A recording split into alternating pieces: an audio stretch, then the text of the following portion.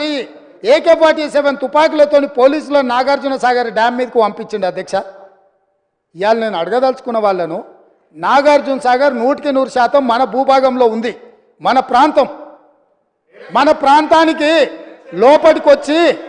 లోపటికొచ్చి తుపాకులు పెట్టి ప్రాజెక్టులను ఆక్రమించుకుంటుంటే వీళ్ళ సహకారం లేకుండా వస్తాడా అధ్యక్ష?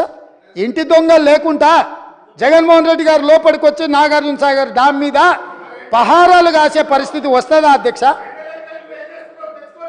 ఎందుకు ఆ రోజు వీళ్ళు మాట్లాడలేదు? వీళ్ళు ఇచ్చిన అలుసే కదా, వాళ్ళు పెట్టిన పులుసు తిని వీళ్ళు అలుసు ఇవ్వడం వల్లనే కదా ఈరోజు ఈ పరిస్థితి వచ్చింది. ఆయల్లో రాయలసీమకు పోయినప్పుడు కల్వకుంట్ల చంద్రశేఖరరావు గారు, ఈనాటి మంత్రి శ్రీమతి రోజా గారు పెట్టిన రాగి సంకటి రొయ్యల పులుసు తిని రాయలసీమను రతలాలసీమం చేస్తా అని చెప్పి మాట ఇచ్చి బేసిన్లు లేవు, బేసిజాలు లేవు, మీరు కొట్టుకపోండి అన్నాడు. వాళ్ళు కొట్టుకపోయారు.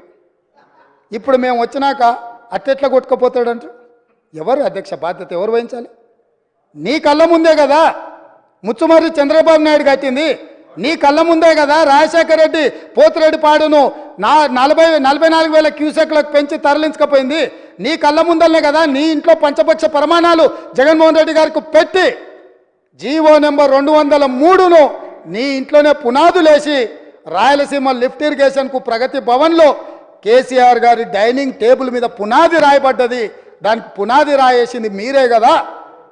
8 TMCలు పర్ డే తరలించకపోవడానికి అనుమతి ఇచ్చింది, టెండర్లు పిలిచింది, కాంట్రాక్టులు అప్పచెప్పింది, పనులు పూర్తి చేసింది మీరు అధికారంలో ఉన్నప్పుడే కదా అధ్యక్ష.